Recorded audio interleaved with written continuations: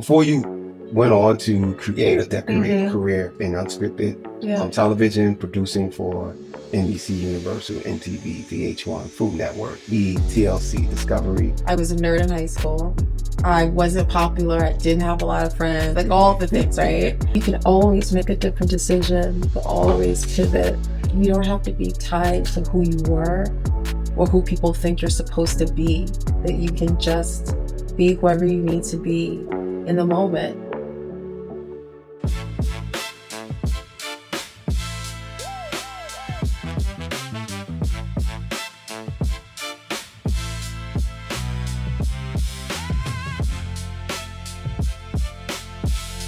Hey everyone, thanks for stepping into the gray area. I'm your host, Cal Gray, and today's guest is the lovely Dorothy Toran. Hi. Welcome to the gray area. Thank you for having me. This is awesome. Oh, thanks for coming. Absolutely, it's my honor to come. Yes. So before we get into the good, the bad, and the gray, you come into the gray area is located here in my sneaker cave. In your sneaker right? cave. And we believe every journey, we wear stuff on our feet for our journey. We love sneakers, we love shoes, whatever we bring in here, right? So what did you step into the gray area wearing today? So I stepped into the gray area these are Hermes inspired flats that I have in like 4 colors. Because I'm a creature of habit, and so like if I like it and it works, I'm like blue, wine color. So that's why I came into the gray area today. Yes, cool. And I'm also loving your pink laces. They are so fire. I love them. The gray area is the podcast which we talk about just different areas of gray in our lives where we made some choices and changes. Right, it doesn't have to be good or bad, or sometimes it's just necessary. We try to give it all, there's different shades as we go through the interview. So there's light gray, your beginning, there's medium gray. That's where you started to find your footing, kind of your direction. And then there's the dark gray, which has a lot more depth, right? Not negative, but it's the meat and potatoes of who you are today, right? Right. So let's start with some light gray, right? Okay. I love that light gray. Yeah. So you were born in Monrovia, Liberia. Right? Yes. To a Liberian father who is a government official. Yes. Educator and a minister. Yes. Right? And an American mom. Right? However, at 10 years old, your mom took you. And you guys moved to East Harlem. That's right. So that's not a subtle change for an adult. To come from Liberia to the States, right? And especially East Harlem. But as a 10-year-old girl, I can imagine that it's probably exciting, right? Or was it exciting? Was it a collision landing? Or was there a great imagination happening? Or was there fear? It's a really good question. It was not exciting. It was not exciting. It was really confusing. My mom was not the person with like lots of explanation about what's about to happen. It was like we got on a plane and here, we were at LaGuardia and I was like, oh, okay, this is what we're doing. Got you. And so I was really grounded in Liberia because I was born there and I lived there till I was 10. And I went to preparatory school there. And it was interesting because my father worked in government with the president at the time in the 80s, Samuel Doe. I went to a school for diplomats' kids. And so I was living in Africa, but in a school with mostly Eastern European and Lebanese and Asian kids. Which is like, that's not what you think West Africa is going to be. And so I was like the only African American kid going to school with people that don't look like me in West Africa. And so when we came to New York, I just didn't understand it. And my father at the time was one of the wealthiest men on the continent. And when we came to New York, my parents separated. They never divorced, but really it was a separation. Mm-hmm. And so when we got to East Harlem and we got to El Barrio, I was like, what is this? Like, we were in the hood. Mm-hmm. And it was in the mid 80s. And it was in the throes of the crack cocaine epidemic. Right. And I just didn't understand at all where I was. I knew why I was there because we were with my Nana and I loved her. I'm her namesake. I'm Dorothy because she was Dorothy. But it was really a confusing time. So being that it was confusing, what did the little 10-year-old girl hold on to from Liberia? Things that my Nana did not appreciate. I was a relatively precocious kid, and not because I was trying to be disrespectful at all. I just really naturally wanted to understand, and I didn't understand. And so, my Nana was from Charleston, South Carolina. She passed away when she was 99. She was a homemaker her whole life. My grandfather was a messenger, but like a walking messenger. He wasn't on a bike. He was walking from place to place. And,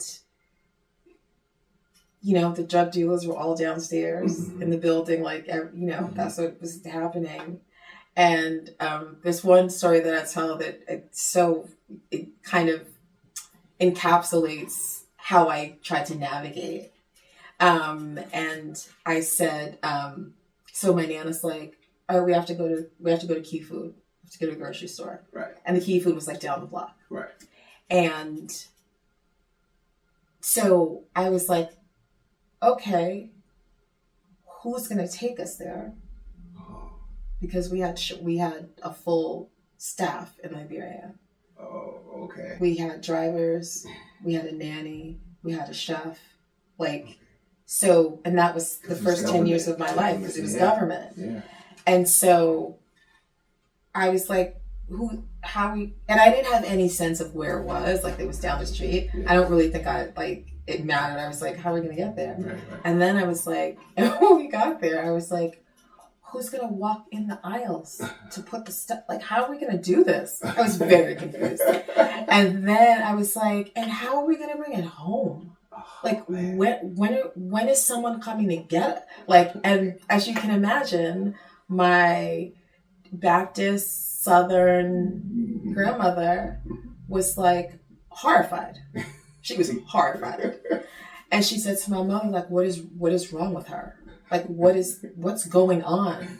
And my mother tried to explain that I wasn't being disrespectful. That wasn't my intention. But I really did not understand what was happening. And so, but that's like an example of how I was talking about a fish out of water. I was like, just completely out of my depth.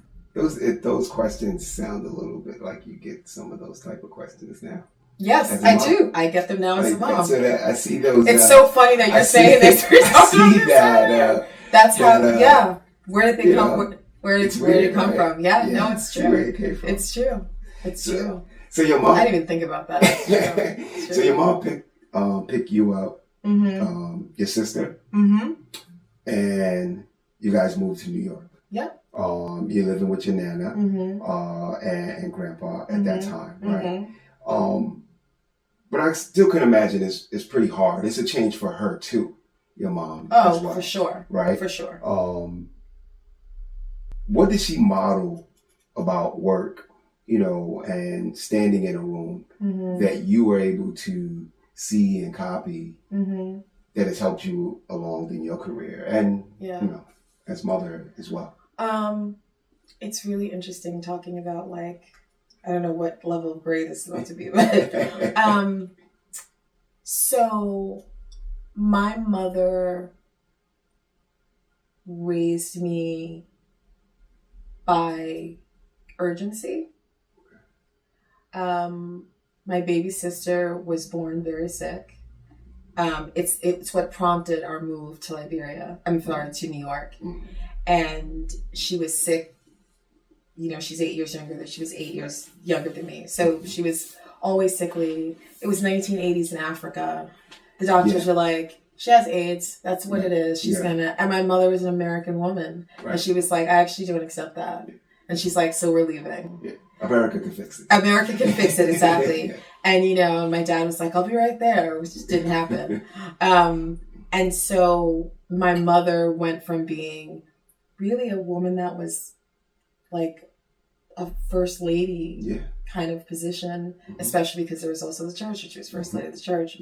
To then have to become a single mom trying to keep her kid alive. Like that's what it became. And so by circumstance, work was not something my mother excelled at, actually.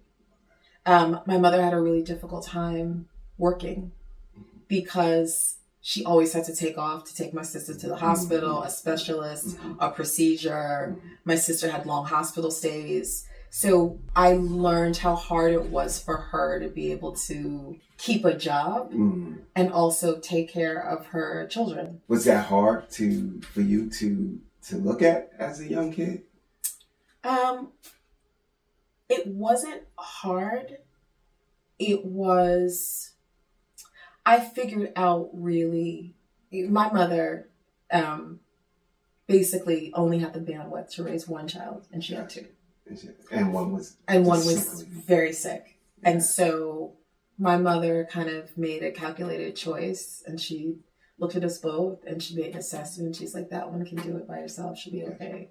This one, if I'm not plugged in, she won't be. So your level of independency was, and that's where the professional part of my journey in terms of work and not taking no for an answer and just being really tenacious about what I wanted. That's really where it came from. So it was not the example that my mom set, but it was what I had to figure out by myself. Gotcha. Okay. You're now, well, you've been for a while, a mom and a wife. Yep. Tell me about your girls. My girls are the best. Also, thank you for introducing me to my husband. I feel like it's weird to talk about this and not say thank you for introducing me to my husband. Thereby my children. So you actually completely changed my life. Just want to, we've been brother and sister for a long time. So my girls are 12 years apart. Layla is just finishing 9th grade. Bradley is turning 28 this year at Christmas. And they couldn't be more different. Rich tells me. Layla is me and Bradley is him. There's no convert. That's what it is. You can absolutely see it. For better, for worse. And it was interesting, right? Because, Bradley is my baby through love. Layla's my baby through my body and love. And so it's very interesting in blended families how people perceive it and what they think and what it really means and what it's not. It's very interesting. And we really struggle to figure out, okay, what does this mean for us? Not the outside noise. What does it mean? And, my husband, Rich, really set the tone, very early on. And he taught me what kind of man he was because he showed me what kind of father he was. And you know that. And he actually, as much as my husband is like a clown with you, because you're his brother, in serious moments, he credits you completely with helping him become a man. He says it just, he says, now I don't know if you're ever going to get him to repeat it. But he absolutely in serious moments says Cal helped me understand how to be a man. Wow. So. See, I find that, I can't cry on your own podcast. But you could, it's your podcast. Rich is meeting Rich. I've known Rich for 30 plus years. And when I met Rich, I I say I've said this several times, and I know it makes him feel a little uncomfortable, but meeting Rich saved my life. Yeah. We were both at TIA and Craft. Yeah. He had just left the banking industry at that point and came there. I was just a mailroom clerk. I didn't realize you were TIA Craft. Yeah, I was there as just I was a mailroom clerk. Yeah. Right, but they put me on a floor, which was his floor, and I introduced, hey, my name is Cal, I'm the temp, because I had a temporary position there, right? Wasn't a full-time position, but I was there for like several years. Oh wow! And I had left school, I had to come home to find work, because my mom was sick, and so I had to do some stuff to help out at home. Right, sure. But I was from the block, right? I was coming to work with like a 22 back, book bag, if it could go down at any time. Wow. But meeting him, he was like, you don't have to do that. Right. You know what I mean? Like, this was someone educated, from Harlem. Yeah. But understood how we're more than that. Yeah. Yeah. And I'm no really open and transparent about it. I followed that. I followed him. Like it was like, wow. And then meeting Russ and and Terry and those guys, right? Those were his friends. Like Terry is his best friend. It's Rich's best friend from college, right? They've known each other forever. Yeah. Right? But it's a weird dynamic for all of us. But I've always, and my wife would tell you, I was like, yeah, Rich. I credit Rich for saving my life. That's so beautiful. That's what I love that guy. But he loves you too. I'm so happy that he was able to give you happiness. I know he gives you headaches, but he has lots of headaches. But he is and he's very. So that Rich is very regular. Rich doesn't want to be. No. It's kind of a miracle that we're married or even fell in love, because we're so so opposite. We're so opposite. He doesn't want to iron a shirt. He doesn't want to iron a shirt. He'll be like, babe, I was gonna buy these Nikes, but they were $49.99. Yes. But I saw them somewhere for $34.99. That's Babe, I can't go out like that. I can't buy Nikes for. Right? And I'm like, they're her mess bag, right? And he's like, I bring this back to figuring out who he was as a person, because he was really clear with me early on what kind of father he was to Bradley. Gotcha. Yeah. And Bradley was 3.5, 4 when we met. And he made it very clear to me that she was first. And you know that. Yes. And that's Bradley and T. Bradley and Tamia, my niece both. So here we go. We're there. I got Bradley. I have Bradley on this arm. I have Tamia on this wrist. Right. He really liked me. Like we were having a good time getting to know each other. But he was also super clear about don't get it twisted. Like if she calls, I'm going. It doesn't matter what time. Priscilla, Bradley's mom, and Rich had not been together for a long time. And he's like, but I am going if I'm called. Right. And that was really hard for me as a young woman. Yeah, yeah. Like I wasn't who I am now. I was 26. Yeah. And I was like, huh. And it's just going to sound pretty crazy, but Rich healed some things in me about my own father. Got you. By watching him, the way that he parented Bradley. Gotcha. Like, I remember watching Rich and Bradley early on, and I was like, oh, that's what it's supposed to be. Gotcha. Really, it was like a light bulb, like shifting under my feet. Gotcha. And so I knew what I was getting because I knew who he was. Right. And when we had Layla, she was like, you bamboozled me because I told you, that's not what I'm like. I'm not having any more kids. Yeah. That was a big thing. That was, and we broke up for a couple of years about that issue. Yeah. And then he got really sick. And that shifted everything under his feet. And then, we had Layla, and now, everybody's family is special exactly the way it is. It's Yes. exactly the way it's supposed to be. Right. You know, people are like, isn't it hard having kids that are so far apart in age? I'm like, it's not. It's perfect.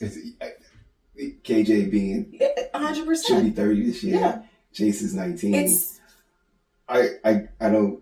God bless the staircase people. yeah, seriously. God bless you. I can't do it. No, I can't do it. God So bless you. This has been manageable. Granted, it's KJ still didn't yeah. get the same dad that Sure, Chase got. sure. And Chase didn't get the same dad. I had time then. Yeah. We did a lot more. Yeah. But I had no money. Yeah. Now right. it's like, here, you right. go ahead. Go ahead. So, but I still ain't got no money. Text but me it's you still, get there. Right. No, it's true. true. It's different. No, it's true. They like Yeah. so it's perfect. Yes. And what's been such a blessing in my life, like in my final days, like it will be one of the things that I'm most grateful for is that I got a lot of years with Bradley, just me and her. Yeah. Layla came later. Yeah. Yes. And the gift that was for our family. Yeah. Because she and I mean, it's difficult when like we're dating, we broke up, we're getting like all of that, but we built bonds. Right. That despite everything, were and are unbreakable. Got you. And so when Layla came into the picture, Bradley knew that there was a place for her in my heart and in my life and in my body that was just for her. Right. And Layla knows the same. Gotcha. So it was like we missed out the and also because they're 12 years apart. But we missed all that because like and when I look at them today, it's like the thing I'm like, oh my God, I was so crying. It's the thing that I'm most proud of in the world because they're extraordinary young women and they love each other so much. Gotcha. And I have said to them, and I say this to Bradley as the older sister, I was like, nothing in this world or any other world should ever separate you from the love of your sister. That's right. And she's like, and it won't. Right. And you know what I mean? So we've come a long way. But we're just like, they're just like the best. Gotcha. They're the best. So let's go into the medium grade section of your journey. Okay. Right? The medium grade really talks about the beginning stages of your grind, right? Okay. So late teens, you attend Fashion Institute of Technology, right? There's a modeling career, buddy. Oh gosh. And as of late, I've seen you on Instagram. Yeah.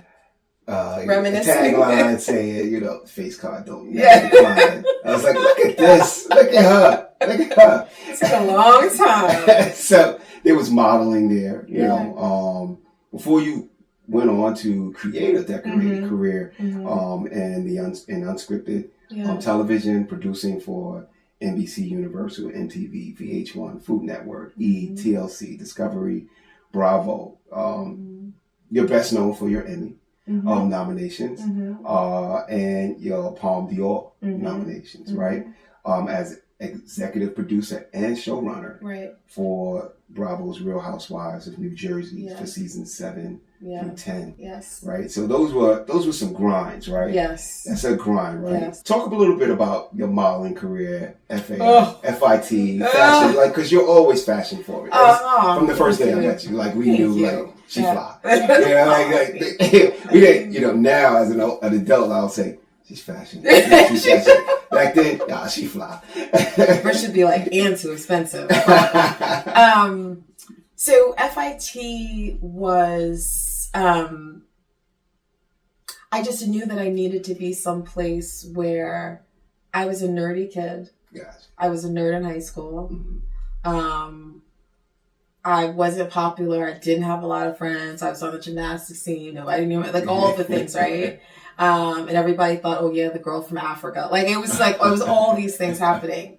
And at FIT, I just felt like myself because everybody was different. Gotcha. And it wasn't like a cookie cutter, like this is how everybody is. Right. So I just felt like myself. And like the beginning of like figuring out like who I was and what I wanted to be. I thought I was going to lead towards a career in fashion at that point. And then it became super clear that was not what I was doing, and I was going to be a producer. Gotcha. And the modeling thing was so random. When I was 13, the photos that you're talking about on Instagram, I was 13. Wow. In those photos. That young. So that was like the start. That was the start. And it was interesting because my mom and I we couldn't afford it, so I don't know why we were in Bloomingdale's on 59th Street, but we were. I must have had to go to the bathroom or something, because there was no reason why we'd be in there. And Eileen Ford, who was a big model agent at the time, was having a modeling contest. She was having like a big go-see in Bloomingdale's, and everybody could just come in, and you stood on lines for 3-4 hours, and she would look at your picture and she would say if she thought you had something special, if you didn't. And she pulled me aside that day. Oh, wow. And she said, "How old are you?" And I said, 13. I was 12, actually. And I said, 13, 12. And she said, "How tall are you?" And I was like, "I don't know how we're tall." And she said, I'll never forget it. She said, "You have a better nose than Naomi Campbell. And you have better lips and cheekbones than Naomi Campbell. If you're this tall at 12, I'm interested in staying with you to see how tall you get." And then it was a wrap, because I didn't grow at all. Like, I was like, I was the same height. But somebody's growing, though. We know somebody. I mean, yes, right? Layla, clearly she's having the career I should have had.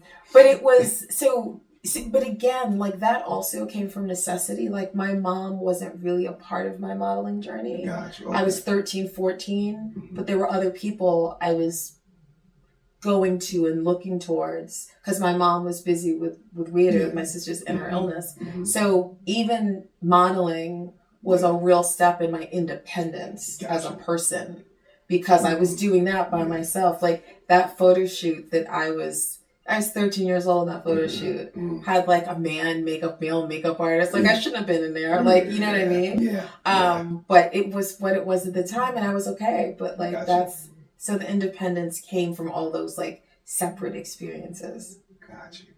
So what was your first producing gig? How did you get into the producing? When I was at FIT, I took an internship. And I interned for a gentleman named John Fraker. He had a production company called Fraker Productions. It was a commercial production company. And what they specialized in at that time, tabletop commercials were really big.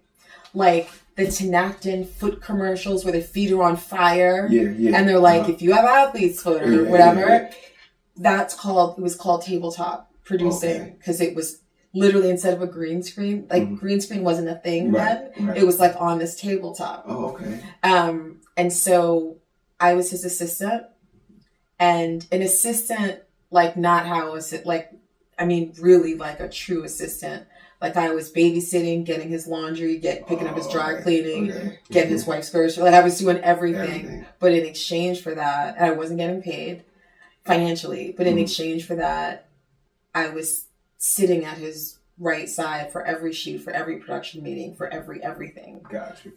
And so he really saw a great deal in me that I had not seen in myself at all. So I give him tremendous honor, because there was nobody giving this little Black girl from Jefferson this kind of opportunity to just even be in the same space as. Right. Yeah. So that's how it started. And then I finished school, and then I worked at a studio that was called All Mobile Video. It was also called Chelsea Television Studios. Okay. It was where the Maury Povich show was filmed. Actually, Maury Povich, when Queen Latifah had a talk show, was there. When Ricky Lake had a talk show, was there. Okay.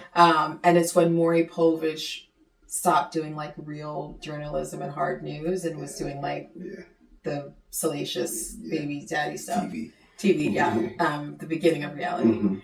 And I was a switchboard operator there. Oh, wow. I was a switchboard operator. Okay. And that's how it started. Wow. Yeah. That's great. That's great. Yeah. That's great. got some good angels, guardian angels. Yeah, listen, that I sure did. So, Real Housewives of New Jersey. That's I guess that's a crowning achievement, right? 4 seasons as executive producer and showrunner on Bravo's Crown Jewel. That was their thing, right? Most of us many people who watch the show, you only see the drama that happens, right? Yeah. Walk us inside the room where the show actually gets made, and what does it cost you? You know, and not in dollar amount though, but you know, putting all this drama on the screen, and you know, because it works, right? And you know, if it's not there, there's no advertising dollars. There's nothing, right? Correct. But what does it cost you? It's a really good question. The cost. The cost was really high. I was the only African American woman that ever was EP'd the show. I was all the other franchises that had Black ensemble cast had Black showrunners. Oh, wow. Atlanta had a Black producing team. Gotcha. Potomac had a Black producing team. And Jersey had me. And Jersey is an ensemble cast of Italian women, is how the franchise started. Right. Who were wives and mothers, and it was like their life together. Right. So that was really different. And people were very, like, how is she going to make that? Yeah. It was like, how is she doing this? Gotcha. With these Italian women, that you know, it was like Teresa Giudice, and it was one of the biggest housewives of all time. Yeah. So it was a challenge for other people. It wasn't a challenge for me because producing is what I do, and it doesn't matter what it is. Right. So I'm like, yes, this is an ensemble cast. You have to get to the same places and storylines. But in terms of your question about what it costs. It cost a lot of my, I didn't have any balance and I didn't have any off time. And so a show that is a juggernaut like that show, you are always, if you're not filming, the drama doesn't end when the cameras say cut. Right. Whatever happened in the scene at dinner, you now have to deal with for 6 hours. Oh, wow. After the cameras are done rolling. Oh, okay.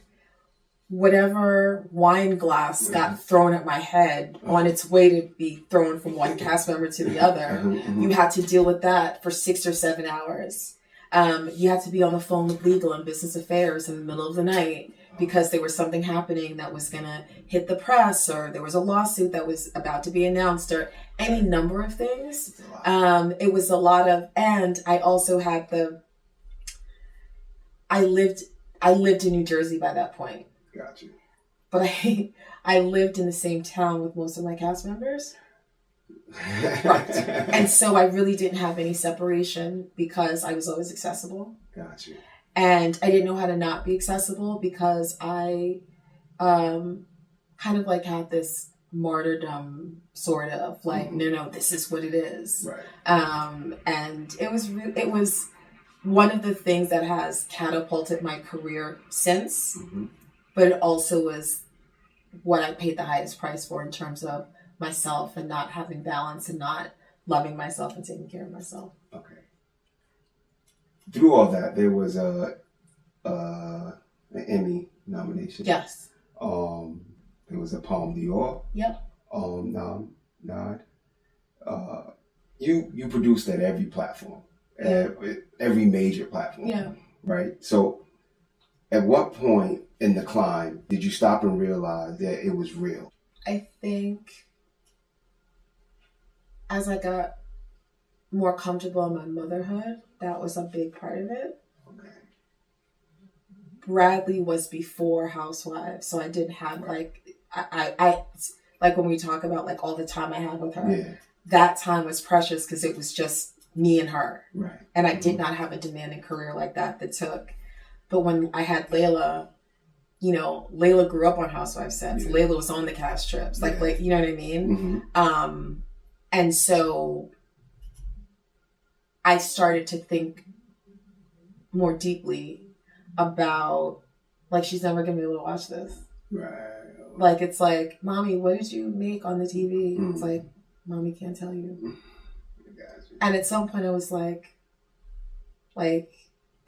this is great, but it's not going to be cool forever. It's not going to be good and healthy forever. So that was the big beginning. It was like motherhood. When Layla was born, I started seeing things differently. So the accolades that you were getting from that, from your role in that position, didn't match up with what you wanted. It didn't match up with what I wanted for myself. Right.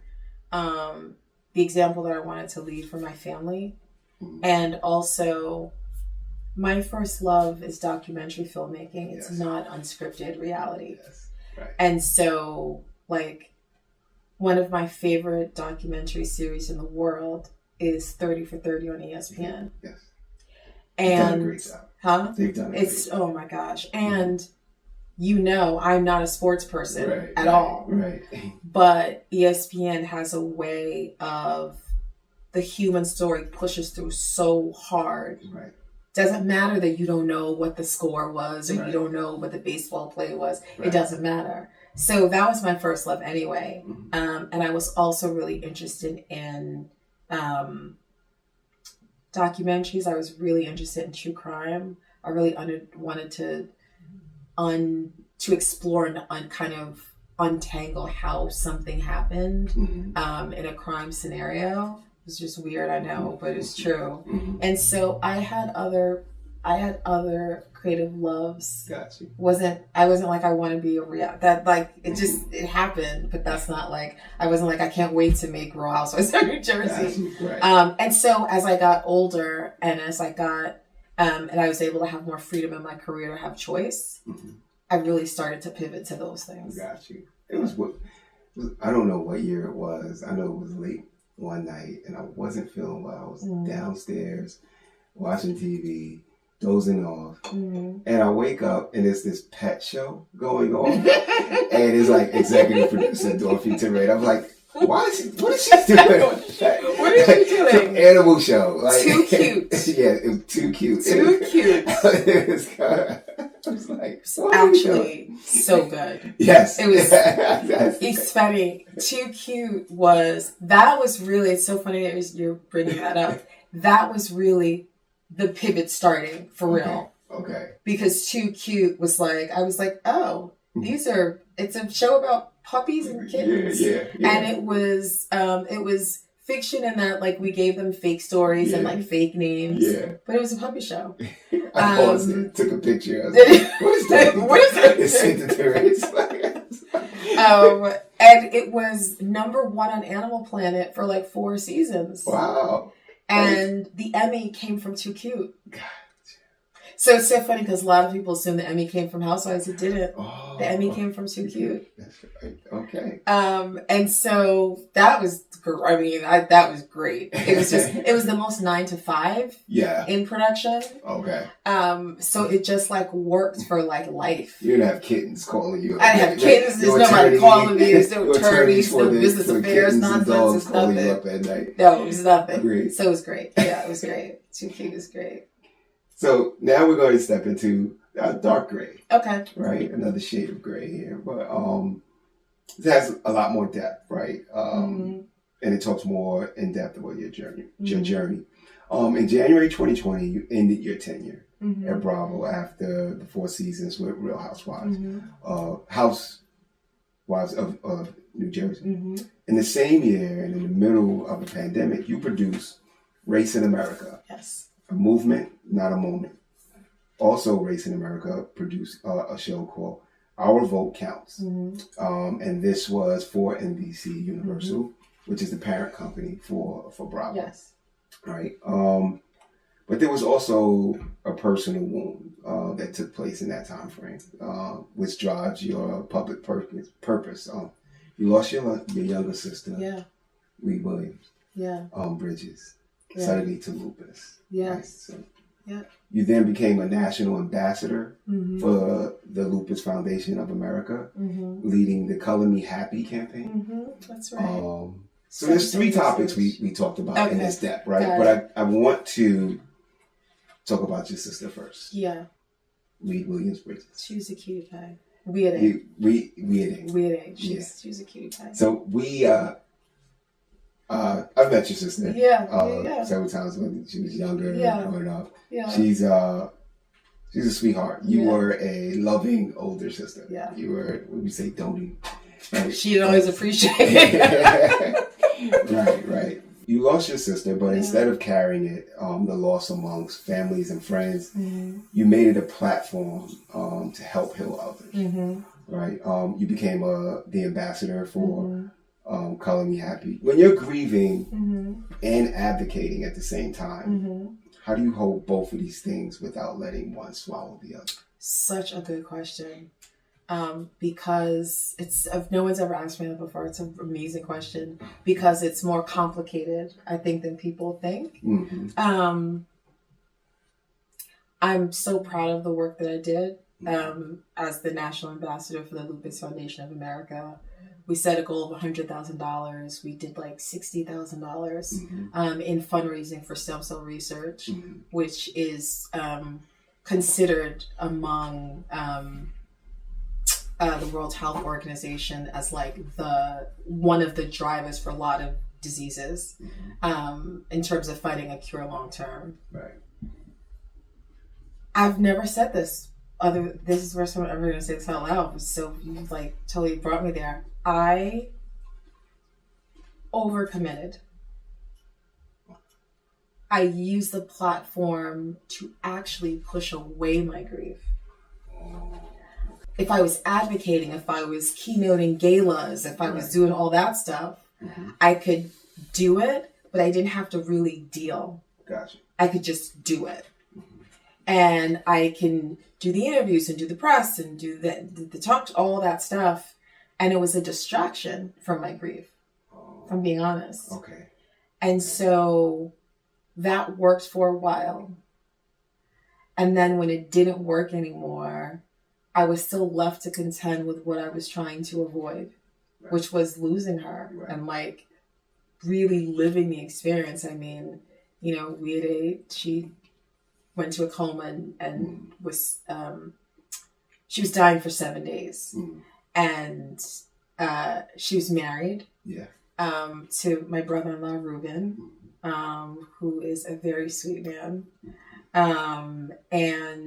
But I was, all of that was important and necessary, and I certainly don't regret it. But in retrospect, I was also masking grief through doing that work. Yeah. Okay. Which I don't think is something that I've certainly like never said it. And I don't know if more people like have that. I could see that though. Yeah. Just staying busy. Just staying busy. And thinking that you're, believing that I'm doing this in honor of her. And I was. And you actually are. I am. Right? But it wasn't, I was ignoring big parts of my grief that like later came like. Hit me. Yeah. You produced Race in America. Yes. A Movement, Not a Moment. Mm-hmm. During the pandemic. Mm-hmm. And a national reckoning. Mm-hmm. This was Bravo's first special on systemic racism. Yes. As a Black woman, mm-hmm. Someone who has navigated majority white spaces your mm-hmm. entire career, mm-hmm. What did it mean to finally be in the room for a moment such as that? It was really incredible. And I have not experienced a moment like that since, actually. Mm-hmm. But also, it was COVID. Yeah. COVID had just hit. Yeah. So what was happening in Hollywood was that it was just complete panic because nobody was like, it was like, you couldn't be together. So how could you make TV? Right. Because you the crews couldn't be together. Right. And so we decided to do it remote, mm-hmm. which we were able to do. Mm-hmm. And no one had done that before. So we really were pioneers in remote producing and production because mm-hmm. when why would anybody think they'd ever need to do anything remote?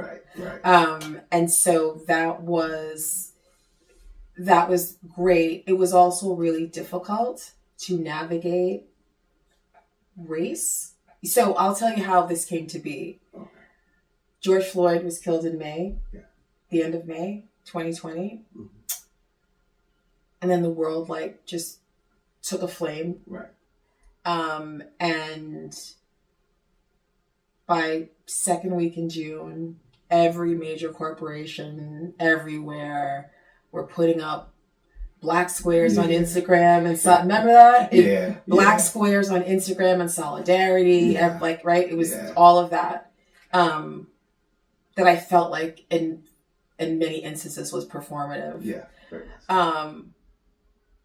So how the special came to be was I had left, as you said, in January, and it took me 2 years to I resigned from Housewives 2 years before I actually left, because I was the deal that I thought I was just going to resign and give 2 weeks, and they were like, this needs to be like a long kind of phase of black. And I was like, okay. And so they knew that I was launching my own production company, and they were my first clients, and I launched the production company in the middle of COVID, which my husband did not appreciate.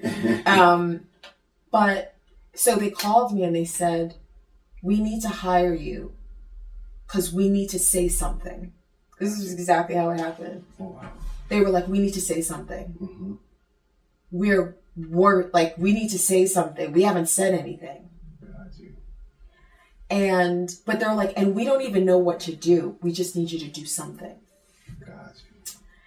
And that actually was a result. It wasn't talked about so much at the time. It was so historic. This is a result of Black female Bravo cast members. Okay. They galvanized before we ever were. Lauren Grace Mead and my company was ever involved. They galvanized, and Candy Burris led a lot of that. Gotcha. And they were like, but their panic about not saying anything was because Candy and Portia and all of those Black stars were like, y'all not gonna say nothing? Right. But you guys make hundreds of millions of dollars off our backs. Y'all not gonna say anything? Gotcha. So they felt the pressure. Okay. And they were like, we have to say something. Candy says we have to say something. Yeah. And I will, forever be grateful to Candy, because my production company was hired because she mandated it. Gotcha. Okay. Didn't come from Bravo. She said, and you're going to hire a Black production company, and you're going to hire a Black female executive producer, because we're not doing a race special with a white production company. Gotcha. We're not doing that. And so that's how it came to be. It wasn't like, and that's the truth. It wasn't like they were like, Dorothy, that's not how it came to be. Yeah. It came to be because of pressure. And it was really interesting because these were white executives that I made all my shows with. Because I had made other Bravo shows besides Housewives, but it was the same executive team, like my bosses, my clients on the Bravo side. And to have the conversations that we had to have about making a race special, it was interesting because they were like, Dorothy, you could have, because it's NBC, so it's beyond just Bravo, right? Yeah. You can have any Black talent across any of our shows, scripted, unscripted, whoever you want. Right. And I was like, well, why would I only have Black talent on a race special? I don't understand. And they were like, what do you mean? And I said, it needs to be a conversation. Gotcha. And I said this to my white bosses. I said, Black people don't need a race special. We live it every day. Yeah. We talk about it in our kitchen tables and in our living rooms. Yeah. The conversation needs to be across the aisle, and we need white Bravo talent and Black Bravo talent to get together and have this conversation. And they absolutely refused. They were like, Dorothy, that absolutely no. And I was like, I'm not the company then. And for a day I walked away from it. And I called Candy and I was like, I'm sorry. And she was like, don't be sorry. And she called them and just forced their hand. Gotcha. And that's how I got back. That's how I reclaimed the special. Gotcha. And I cast Orange County Housewives. But that was really a defining moment because it was like, no one ever thinks they were going to have race conversations with their TV clients before George Floyd was killed. Right. So it was really historic, and I'm so proud of it. And it really impacted people going to the polls that year. Yes, it did. So it was like one of kind of the things I'm most proud of. That's good. It was an impactful. Thank you. It was very impactful, special. You know, every guest that comes on the show, we ask them to fill out this intake form. Yes. They help us formulate the questions. Yeah. And in yours, you did speak about a huge gray area decision. And it wasn't right and it wasn't wrong. You said it was just necessary. And you were at the top of the franchise in the industry that anyone would kill for your position at that time. But you step away to start your own production company, which you alluded to, which is Lauren Grace Media, along with Leslie Farrell. Right? I wanted to read a statement that you guys had put out on your race. It says, "We have always felt deeply connected to marginalized communities across the spectrum of gender, race, sexual orientation, and socioeconomic circumstances, and are fiercely committed to telling their stories in a way that both informs and entertains. In the present state of our world, we believe that sharing these stories is more important than ever before." So this is the tone in which the foundation in which your production company is being built on, and what you want to say. Yes. Right. So 2 parts to this question is like, first of all, who did you have to become to say Lawrence Grace Media is where I want to go, what I want to do? I first had to convince my husband. You know, having a wonderful career and all the status and stuff is great. But I was a wife and mom first. And so all of the success, like Rich was in the background of all of that. And he was carrying the burden of a lot of it when I was out doing what I was doing. And so like that was the first thing to get him on board. Which he was like, all right, go ahead, but listen. So that was the first thing. The second thing was I really created the company because I wanted, and the company still exists, because I wanted a legacy for my girls.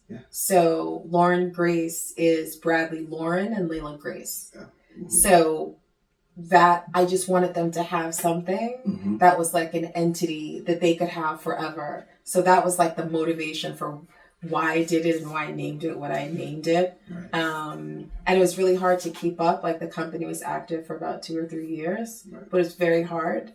But I wanted them to see that too, right? Gotcha. The struggle of it too. You hit a great area again. Sure did. Well, it's not hit, but you're in a great area after gray area. But this time you launched Monroe University. Yes. First ever entertainment media minor at the time as the executive director of entertainment media and strategic initiatives. You're bringing in working producers, editors, and talent into the classroom for these students. The gray area moment is teaching your first entertainment course, right? This is your first. So you've also saw that one of your students has recently won a Telly. You have to explain to us what the Telly is. I will. Yep. It's for his film Tyrone. Right. So you're opening doors for the next generation of storytellers, right? This is more of it is a gray area, but it's also a reinvention of you, of who you are. For sure. What was that gray area choice like for you to step into this and look to build this foundation? Well, it's funny because I didn't look to build it. Like I wasn't like this. I think in the recesses of my mind, way, way down the line, I thought I was going to teach. Right. But the biggest joy of being a producer for the 30 years that I have been is mentorship. It's the thing that I love the most. Right. It's like bringing my nephew, bringing the, like, other than the love of producing, which is so deep a part of my, like, center, it's like the young people. Right. It's like watching them, like I'm watching Chase, and I know I'm not supposed to look at him. But it's powerful to see what you hope will be people that will do better than you, do things you can't even imagine doing. Like, you think an Emmy was something, you think that, like, wait till Chase gets in there. You know what I mean? Like, that for me is pure joy. Gotcha. And so the teaching piece, like, that was a natural piece. My first class ever was slightly disaster in the beginning, and thank you to all the Monroe University students that, like, rocked with me that first, the first class, there was no studio. Okay, so there was no minor. It was one class, Business of Entertainment. It was one class. Okay. A week before the fall semester started, and it was an elective. So nobody wanted it because nobody knew what it was. So I had spent, and that really is what made me so curious. I had spent 30 years being very impressive. I'm really impressive. I meet and I go in spaces and rooms, and I have no doubt that I have impressed the people that are in the rooms, and that people remember me. And so I took my impressive self into that classroom, and I was humbled so quickly. It was like one of the best things that have ever happened to me. So and these are like 18, 19-year-old kids. They're freshmen. They don't want to be there. It was a 3-hour class. It was 1 to 4. It's very hard to do a 3-hour class. It was 1 to 4. Chase is like, yes. And it's like a couple of I got in there, and it was a regular classroom. There was no studios, none of that. And I got in, and I introduced myself, and I had my bio on the smart board, and I was saying all the things that I normally say, and the Emmys, and the Palme d'Ors, and they were like, what? And I was like, they were like, what is an Emmy? And I was also mortified, because I was like, what? We were talking about Layla earlier. I was like, what? They were like, what is an Emmy? And they were like, and what is a housewife? And that really, like... You're talking to 18-year-olds. Like, this is not their world. But in my mind... Everybody, like, it wasn't, because it was, everybody knew what it was. Right. And I had not connected that I was, like, always with older people. And I was making TV for those audiences. And I couldn't believe it. I was like, they're like, what is Housewives? And then one kid was like, yeah, my grandmother watches that, like, in the senior citizen home. I was like, oh my God. So that was really humbling. And they did not think I was all that. Wow. And it was so pivotal for me, because it really, I had to check myself, to be honest. And I had to be like, if you're going to do this, this is a new audience for you. And if you're going to do this, you got to do it how you always do it. When you figure out who your audience is, have always been, and they've always been different. Too cute audience, not saying people who watch Housewives. Both shows were award winning. There's a reason. And so I really took on the challenge of, like, figuring these kids out. And I was like, it was so interesting, because I was like, y'all don't watch reality TV? They're like, yeah. I'm like, what do y'all watch? They're like, baddies. I was like, what? I didn't know anything about it. I just learned about it's like a couple of months ago. Natalie Nunn and baddies, and but it was interesting, like, they're bad. But here's what was so interesting, and so I said, so tell me, like I didn't say Teresa Giudice because they didn't know who that was, but I was like, who's, like, your big reality TV person that you watch? And they all said that, like, I asked maybe 500 or 600 kids over the semester. They all said Natalie Nunn. Wow. And so I was like, I have to go figure out who this is. Who's Natalie? And I looked her up, and I researched her. And I, she has a persona on the show that's very specific. Not necessarily what you would think should be part of a college curriculum. She's an executive producer on her show. She's a serial entrepreneur. She went to USC on a full soccer scholarship. She's a smart woman Right. who knows how to make things happen and appeal to different audiences. Okay. And so I reached out to her and I was like, will you come and talk to my kids? Wow. And she came. Oh, wow. That's awesome. And we did a big event and it was the whole thing. But the point is, like, that is what started the program really before it was officially anything. Gotcha. Because I had 400 kids going crazy over her.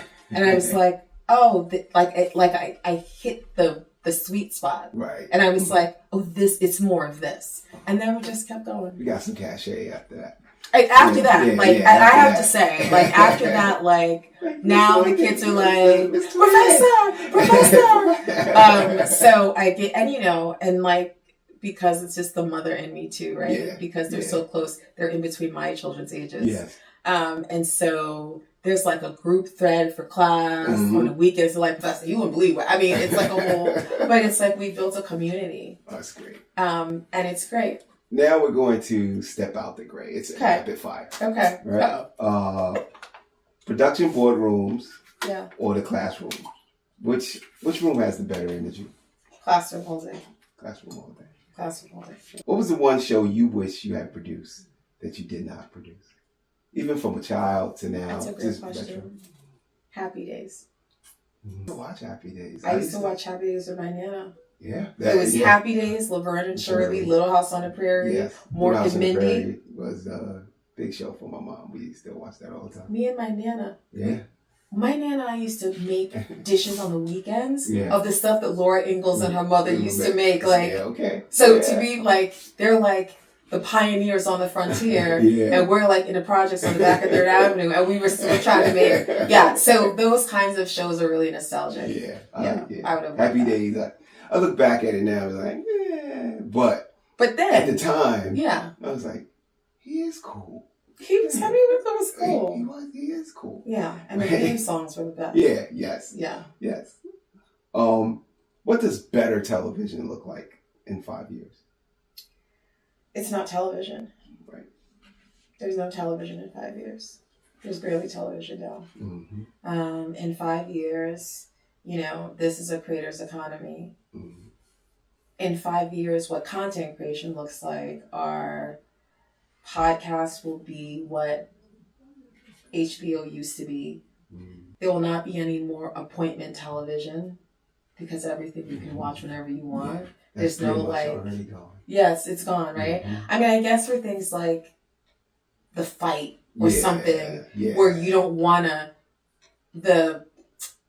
you must see it live because you don't want to hear what happened because it'll be on Twitter, it'll be on whatever. Yeah. But other than that, there's no more appointment TV. So, you know, I think that it's Twitch and really, I think podcast, video, and just audio podcast and things like it that we don't even know what it is yet are going to be, there won't be any more television, which is really depressing to say. Yeah, it is. Some things I still, but I do enjoy the fact that, you know, everything I do watch, other than like basketball or football games, I usually watch that in the moment. But everything I do watch, you know, it's either HBO Max, it's YouTube's, you know, the Hulu Prime. Hulu Plus, everybody's got a Plus. Yeah. So you're able to watch like me and Randy will watch like the new Matlock, like 3 episodes in a row, right? You know, I mean that's the only. So the only thing I love limited series. Yeah, like I think Apple limited series have like the best limited series. Like Defending Jacob. There's so many of them. Yeah. However, that is something I'm not built for the one episode at a time. Like waiting for. I'm not built for that. I purposely for the networks that, you know, give you 2 and then I wait to the end of the season. I rather wait to the end of the season. I really like act like it doesn't exist. And then when I know all the episodes have aired, I'm like, okay. Got you. So we've talked about where you started, how you're built, and what you survived. When someone hears your story, what do you want them to take away from your gray area moments? Wow, such so powerful. What do I want them to take away? I want them to take away that you can always make a different decision. You can always pivot. You can always, it's okay to go right and be like, ooh, that wasn't good. Let me go over here. That you don't have to be tied to who you were or who people think you're supposed to be. That you can just be whoever you need to be in the moment. And the grays, like you're saying, can go from light gray to medium to dark, back to light, some hybrid gray in the middle. You can just, you can pivot, and that you just don't have to be defined by any one thing. That's beautiful. That's what I would say. Dorothy, thanks for stepping into the gray area. Thank you for having me. This is the car. I just realized this is great. This is fabulous. Thank you for having me. Right. It was so good. And this is I can't wait to see all the guests you have on the show. If you enjoyed today's conversation, please like, subscribe, share, tell a friend to tell a friend. Thanks for stepping into the gray area. I'm your host, Cal Gray. Peace.